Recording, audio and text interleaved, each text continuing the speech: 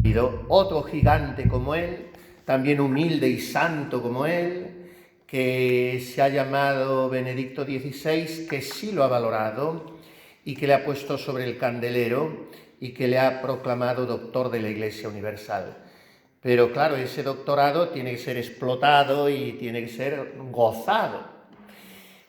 Por tanto, hablar de Ávila es un mundo y escribir de Ávila es un mundo, y se queda uno con la impresión torpe de haber balbucido mal todo el caudal inexhaurible que es su doctrina, que es su personalidad, y la personalidad, como ha explicado fabulosamente don Antonio, la personalidad de un humanista, pero de un humanista, que bien lo has dicho, de un humanista que pone en el centro al hombre con mayúsculas, que es Jesucristo, y en ese mismo centro al hombre con minúsculas, redimensionado por la redención de Jesucristo. Me ha encantado la explicación en dos pinceladas breves que ha dado, y me ha recordado mucho a la auténtica interpretación del humanismo, que es la que da San Juan Pablo II en Redentor Hominis. Y es una explicación del humanismo transida de verdadera antropología, de verdadera metafísica, no estos ismos que lo que hacen es prostituir y adulterar al hombre.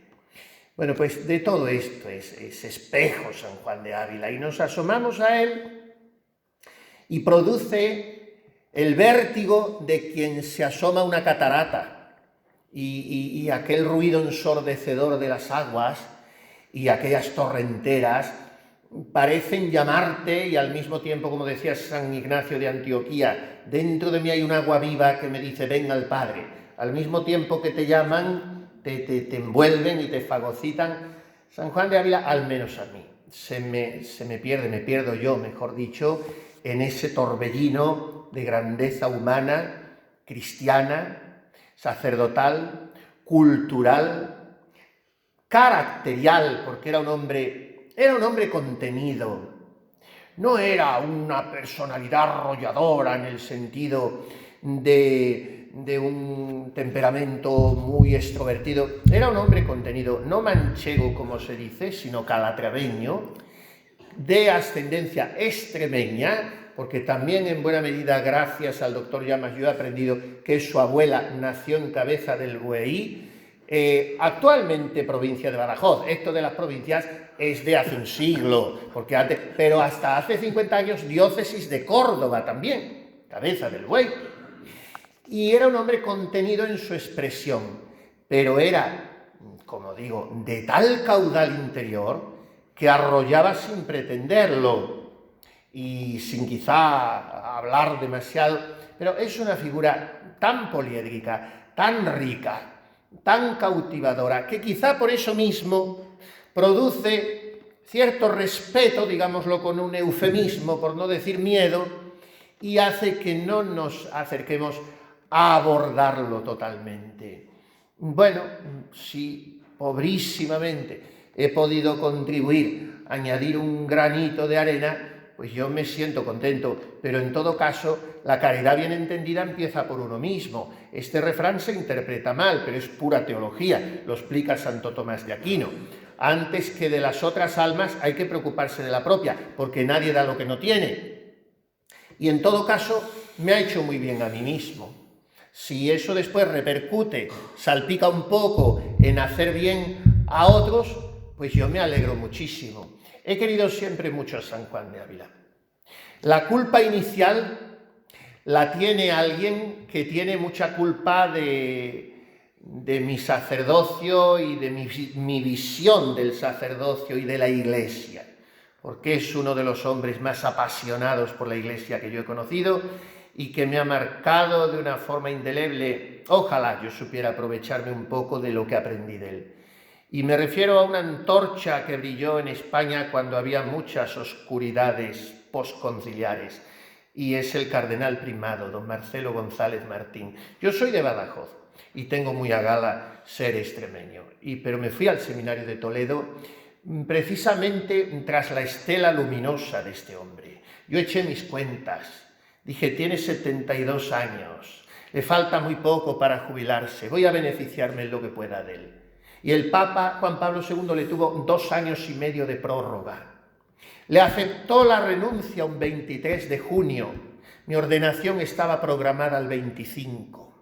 En plenos ejercicios que nos daba otro santo jesuita, el padre Mendizábal, supimos la aceptación de la renuncia de don Marcelo, y como entendíamos poco de cabildeos y de trámites eclesiales, pensamos, pues a lo mejor nos quedamos sin ordenar, pero claro, le mantuvo 3 meses como administrador apostólico. Fui el número 405 de los 414 sacerdotes que ordenó en 23 años. De don Marcelo aprendí mucho. Y una de las cosas que aprendí de él fue a querer a San Juan de Ávila. En el seminario de Toledo se respiraba avilismo porque estaban los operarios diocesanos del Corazón de Jesús, muy culpables de la canonización y del doctorado de San Juan de Ávila. Don Luis Sala Balús, un hombre muerto a los 43 años, ¿qué habría sido si hubiera vivido 70 u 80? Después le continuó don Francisco Martín Hernández. Yo respiré mucho avilismo. En el seminario de Toledo, no sé si voy a decir algo que moleste, no lo desearía en absoluto, pero creo que no vivíamos el 10 de mayo, la fiesta del apóstol de Andalucía, con menos solemnidad y entusiasmo de lo que se vive en el seminario de Córdoba. Vibrábamos muchísimo, queríamos mucho y a pleno pulmón cantábamos el apóstol de Andalucía, nosotros que éramos pues unos toledanos y otros de Barcelona y otros de Badajoz y otros de Sevilla. En fin, estábamos 120 seminaristas y si sumábamos el resto de los seminarios, 200 y pico. Y vibrábamos con San Juan de Ávila. De manera que yo me ordené, como acabo de decir, el 25 de junio de 1995, voy a cumplir ahora el jubileo, no me gusta lo de bodas de plata, ni por las bodas ni por la plata, voy a cumplir el jubileo sacerdotal, que es más que unas bodas y más que la plata. Y entonces hice una gira muy larga de primeras misas, muy largas. Y vine a Écija, porque tenía yo una comunidad de carmelitas desgraciadamente desaparecida ya también. Y estando en Écija, un seminarista de Toledo que era ecijano me acompañó, nos hizo el padre Ávila el milagro de no tener un accidente porque me salí de la carretera, y vinimos el 8 de julio, lo tengo apuntado en mi cuaderno de misas, gracias al cual hace 2 semanas y pico computé la cifra de 10.000 misas, de manera que ahora llevo 10.020 o una cosa así. Y entonces ahí tengo apuntado 8 de julio de 1995, misa en la Basílica de San Juan de Ávila. Y no sé si entonces era basílica, no me acuerdo. Pero bueno, ante sus restos, porque yo tenía que venir a celebrar ante San Juan de Ávila. Y luego nunca he dejado de leerlo, nunca, en 2 tomitos, porque esos ladrillos gordos de la BAC son imposibles de transportar, que por cierto se los tengo que devolver a las hermanas que me los han prestado. Yo prefiero la edición del año 70, en los otros 5 tomos, que al final es igual. Pero la que prefiero son, claro, hay que tenerlos todos y más para escribir, pero la que prefiero son los 2 tomitos, que me los he hecho al bolsillo de la sotana, del apostolado de la prensa, donde está lo principal. Bueno, pues esos han ido siempre conmigo. Santa Teresa y San Juan de Ávila han ido siempre conmigo. Y lo he leído incesantemente. Y todos los años los sermones del Santísimo Sacramento cuando llega el Corpus. En la novena del Espíritu Santo, los del Espíritu Santo. Si no todos, algunos. Y en Adviento, las cartas a las monjas y a las señoras de Adviento. San Juan de Ávila para mí tiene una virtualidad que no la encuentro en otros santos. Otros santos sí, pues todos me enfervorizan, ¿no? Pero San Juan de Ávila pega fuego. Es imposible leerlo y no arder y no decir uno, pero Dios mío, ¿qué estoy haciendo yo con mi sacerdocio, con mi vida? ¿Pero qué estoy haciendo? Si este hombre me está proponiendo un horizonte que además no me acobarda, no lo veo como inalcanzable, lo veo como asequible porque él me engolosina y él lo ha vivido, como ha dicho don Antonio, como un sacerdote secular, como un hombre normal, no un visionario de ojos en blanco, ni un hombre que siempre tenía mucho que hacer y por tanto no se podía parar con sus amigos. No, no era así. Era un hombre que no tomaba café porque entonces no había café, pero se sentaba y charlaba y era lo principal que él hacía. San Juan de Ávila tuvo dos pasiones: los sacerdotes y las religiosas. También atendió a muchísimos seglares, les escuchó, tiene cartas a seglares porque no se cerraba a nada, pero a los sacerdotes dedicó su vida y por las religiosas se quedó en Montilla, vivió los 15 últimos años de Montilla y murió en Montilla por culpa de la Santa Condesa. Y estamos aquí en un lugar que a mí francamente me emociona. Cuando he entrado por ese compás, claro, no me podía yo abstraer de los del coro, de don Antonio, de los medios de comunicación, de los saludos, pero dentro de mí pensaba las veces que aquel hombre, envuelto en su loba, como entonces llamaban una especie de manteo de color parduzco, una loba, y envuelto atravesaba este compás para venir aquí. Pero la cantidad de veces en 15 años, las veces que celebraría en este altarcito, que era el único que había cuando la iglesia no estaba así vestida todavía, ese altar donde se cree que es donde fue a enderezar la vela con disimulo, para decirle a aquel sacerdote que hacía las cruces, ahora la misa ha cambiado, y entonces tenía, y sigue teniendo, si se celebra la misa tradicional, muchas ceremonias en el peripsum, se hacían las cruces sobre el cáliz con la hostia, y aquel hombre estaba haciendo como una burla, y entonces acercó: trátele bien, que es hijo de buen padre. Y luego en la sacristía se abrazan los dos, el otro llora, le da las gracias a Ávila, y Ávila le acoge como un hermano, y las veces que predicaría desde aquí, solamente pensar en aquel sermón, en la toma de velo de la Santa Condesa, el día de Santa María Magdalena: al monte, Señor, al monte. Y cómo la Santa Condesa conserva ese sermón como una joya toda su vida. Y las veces que oraría aquí. Y luego pensar en Sorana de la Cruz, Ponce de León, inclinada allí, como empequeñecida en aquella esquina del coro que me conmueve mirar, donde hizo practicar un agujerito para mirar al Santísimo Sacramento desde allí. Una mujer que reunía en su persona toda la nobleza de España, porque es que había sido un rompeolas a donde habían ido a parar todos los títulos de aquella España del siglo XVI. Y una mujer que viene aquí un día, le he dicho también a mi buenísimo amigo, el doctor Llamas, me gusta llamarle así, no en plan rimbombante, sino en plan cariñoso, pero es doctor en Biblia y es doctor en vida. Y es muy importante ese segundo doctorado, que no se alcanza en ninguna universidad. Y le he dicho cuando entrábamos, ese pasadizo, ¿cuánto sabe ese pasadizo que comunica el palacio de los señores de Aguilar, que no de Priego, después marqueses de Priego, pero en fin, la casa de Aguilar era lo más de España. Después todo eso se ramifica y claro, ya los matrimonios no se hacen juntando tantos escudos y luego lo supera, claro, la casa de Alba y la del Infantado, pero en aquellos años no estaba por debajo la casa de Aguilar, ni mucho menos.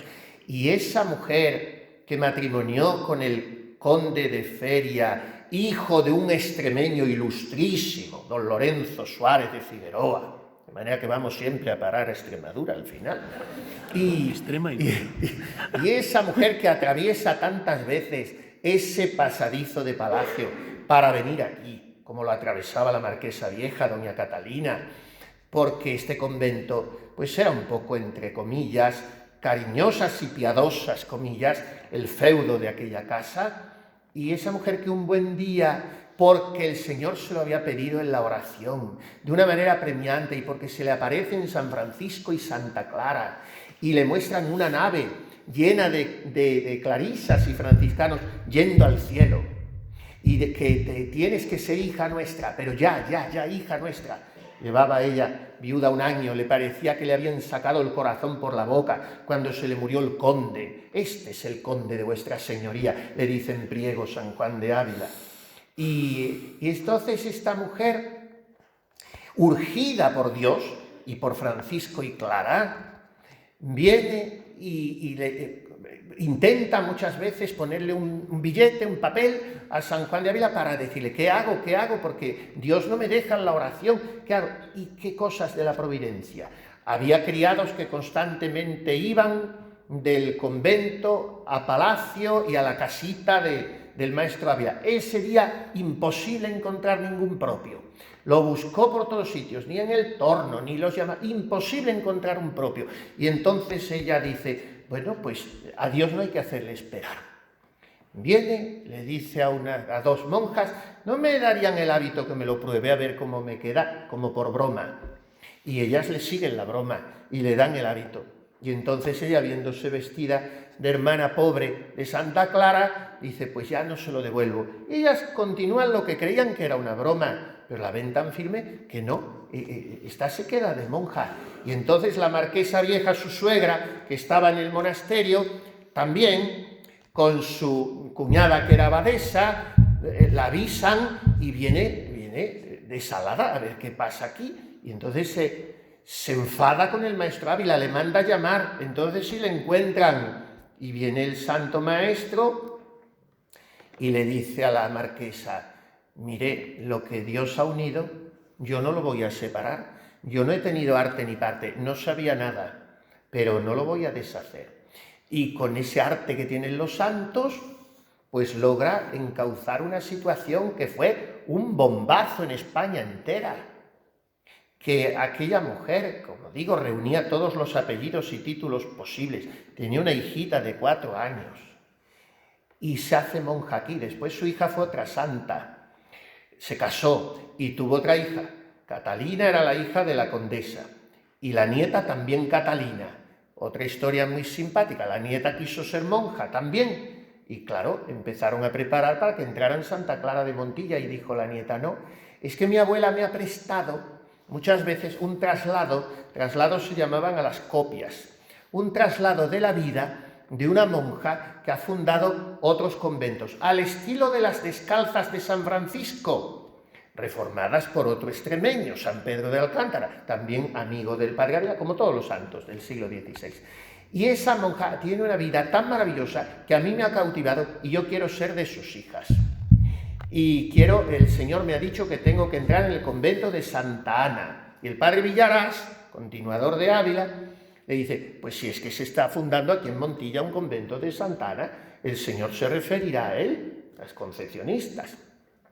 No, se refiere, dijo la chiquilla, a las descalzas de la Madre Teresa de Jesús.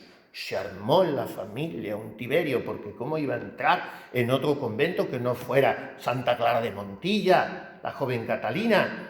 Y entonces se la traen a su abuela monja, la Santa Condesa, y su abuela, como las almas que viven en Dios son equilibradas, no se condicionan por nada, le dice, no hija, si la Madre Teresa os llama, id con ella. Y está solamente 4 años de monja en Santa Ana de Córdoba, la nieta de la Santa Condesa, y muere allí.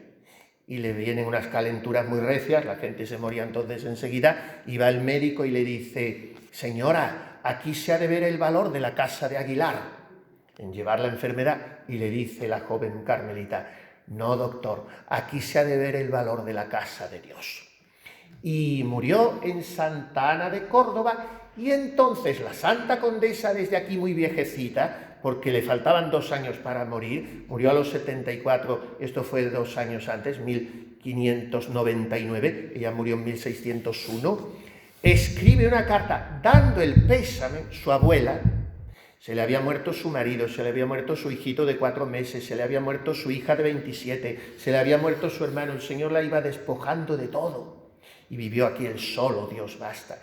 Entonces escribe una carta a la priora de las Carmelitas de Córdoba, otra santa, María de Sandoval, que con su hermana Catalina Godínez habían sido las fundadoras del Carmelo de Beas de Segura, a donde se espetó Santa Teresa por ignorar que era Andalucía, porque si lo hubiera sabido no viene, porque no tenía licencia para fundar en Andalucía, y entonces María de Sandoval era de las hijas predilectas de San Juan de la Cruz.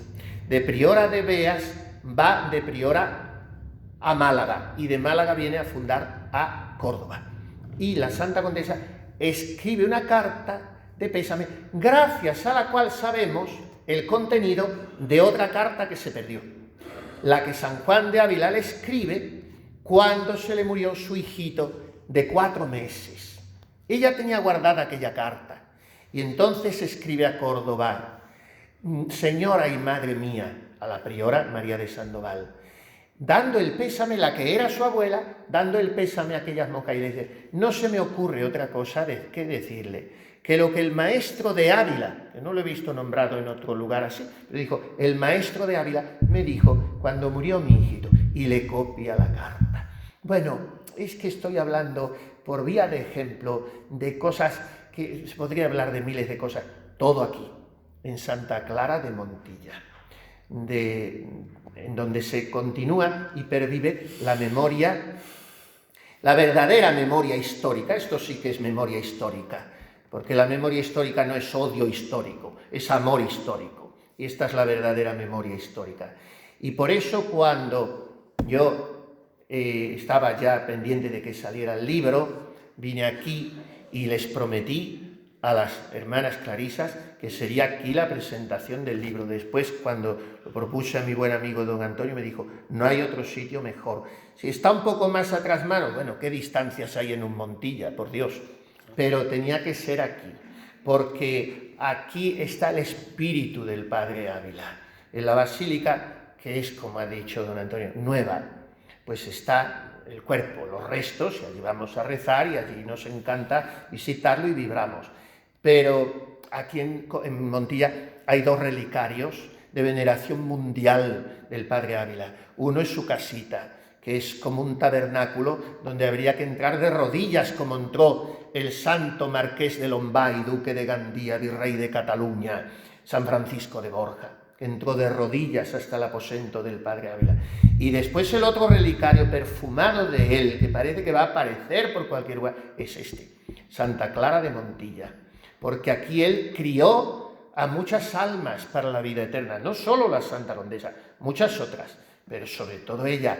Y don Pedro Guerrero, de los grandes arzobispos del siglo de oro español, arzobispo de Granada, un hombre santo también, le suplicaba a Ávila que se fuera a vivir con él y a terminar los últimos años de tantas dolencias que tenía al Palacio Episcopal de Granada, nada menos. Y Ávila le dijo, no me insista vuestra señoría, porque el Señor me ha ordenado que me quede en Montilla para atender a la Santa Condesa, a la Sorana de la Cruz. Después se la llamó en toda España la Santa Condesa. Y estamos aquí, y estamos ante una comunidad, pues, muy universal. El mundo ha cambiado tanto en 4 siglos, y son las continuadoras de aquellas monjas. Yo voy a decir algo que no sé, me da mucha pena decirlo, mucha pena, pero lo voy a decir aquí hoy. En España están 1/3 parte de los monasterios de todo el mundo, 1/3 parte solo en España. Y en España se está cerrando un monasterio de clausura cada mes, 1 cada mes. A mí esto, no por ser delegado de vida consagrada, ni siquiera por ser sacerdote, por ser cristiano y por ser español, a mí esto me parte el corazón. No tampoco porque sean las custodias, que sería bastante, de un patrimonio histórico-artístico, no, eso es lo de menos, sino porque es el pulmón de la Iglesia y son el corazón de la Iglesia. ¿Y qué hacemos sin almas orantes? Bueno, pues están cerrando los monasterios, no hay vocaciones. En Córdoba yo llevo 4 años y pico de vicario de religiosas, se han cerrado ya 3 monasterios. Y yo le pido a San Juan de Ávila y a la Santa Condesa que un día ojalá veamos en los altares, porque además de Ávila tienen que estar muchos en los altares. Juan de Villarás también tenía que estar en los altares, la Santa Condesa, también otras muchas monjas de aquí, y en fin. Bueno, pues, y doña Sancha Carrillo, por ejemplo, tendría que estar en los altares. El venerable Fernando de Contreras, el gran mentor de Ávila en Sevilla, tendría que estar en los altares. Pero en fin, bueno, pues yo le pido a San Juan de Ávila que este monasterio nunca desaparezca, porque no puede desaparecer, no puede desaparecer. Y sus monjas pues tienen que ser como las quería San Juan de Ávila, y cada una se puede mirar en el espejo de ese sermón que predicó él en la toma de velo de la Santa Condesa. Al monte, señora, porque a los sacerdotes y a las religiosas hoy el mundo, y a veces también ciertas instancias de la misma Iglesia, no nos invitan a ascender sino a descender, y hay que tener mucho cuidado con eso. Tenemos que ser almas ascendentes, ardientes, grandes, e ir hacia arriba. Y a todo esto es lo que nos invita el Santo Maestro Ávila. Yo estoy muy conmovido, de verdad, y muy feliz y muy agradecido a todos ustedes que han venido, muy agradecido a esta comunidad. Ellas saben que las quiero mucho, que he venido mucho. Nunca el vicario va a todo lo que ellas pretenden, porque las monjas son insaciables y siempre vas muy poco según ellas. Y siempre las atiendes muy poco. Pero ellas saben que las quiero y vengo cuando puedo. Pero estoy muy agradecido y muy agradecido de corazón al doctor Antonio Llamas, porque él me está enseñando lo que muchas veces los sacerdotes hablamos y sabemos decir frases los sacerdotes muy bien, porque nos pasamos la vida estudiando y leyendo, pero a veces no sé si pasan de frases. Hoy hablamos mucho de la fraternidad presbiteral, los sacerdotes somos hermanos, ontológicamente hermanos, en fin. Sí, y luego eso ¿cómo se sustancia? Pues eso hay que sustanciarlo tomando una cerveza o un café, hablando, animándose, y él pues me está demostrando a mí mucho afecto absolutamente desinteresado y mucha hermandad en este sentido. Yo sé que él se alegra por mí, es por el que menos tiene que alegrarse, pero también pues se alegra por San Juan de Ávila y se alegra por Montilla. Yo escribí con mucho cariño ese himno que musicalmente pues no vale tanto, aunque le dan más categoría de la que tiene los coros que lo cantan y que yo agradezco muchísimo, como hoy también a la rondalla.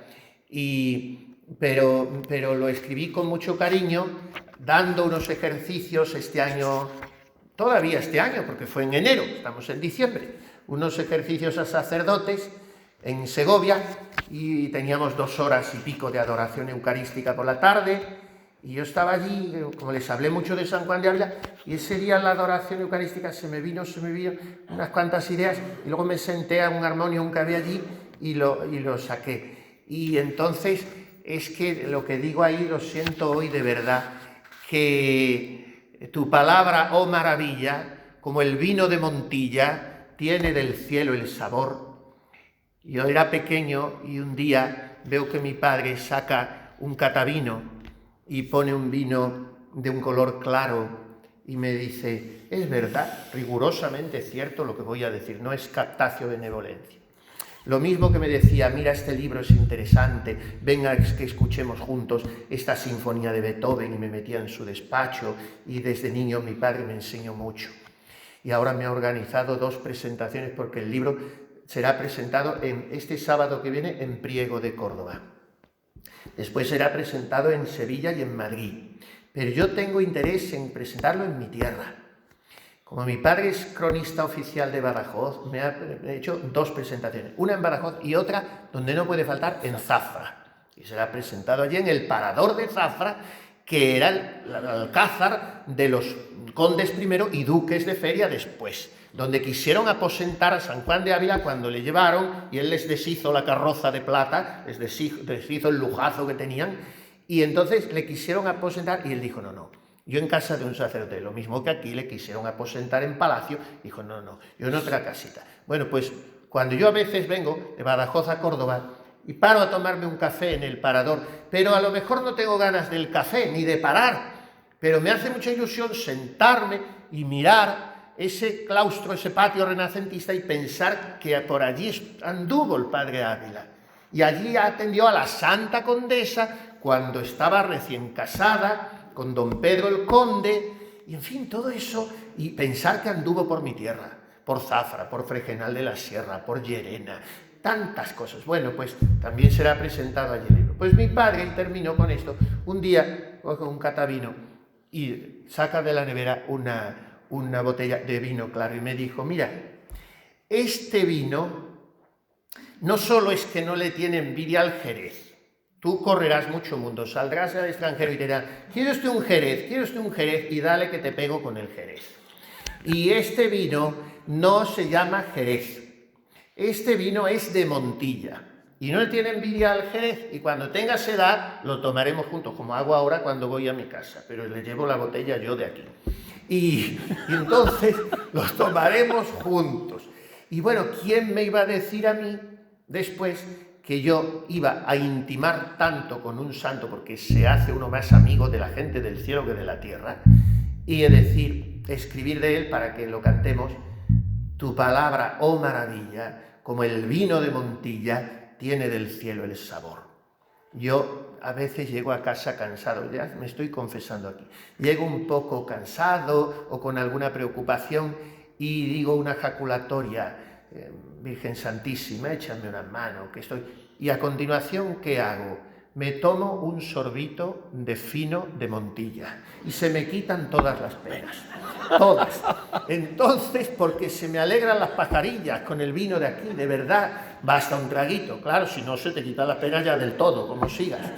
Y entonces, pues es que eso mismo pasa con San Juan de Ávila. Así que estoy hoy muy feliz, de verdad, creo que no lo puedo disimular, y muy agradecido a todos, y de una manera muy especial a mi buen amigo el doctor Llamas y, como no, a mi buenísimo amigo San Juan de Ávila y a Dios nuestro Señor. Para él, toda la gloria. Gracias.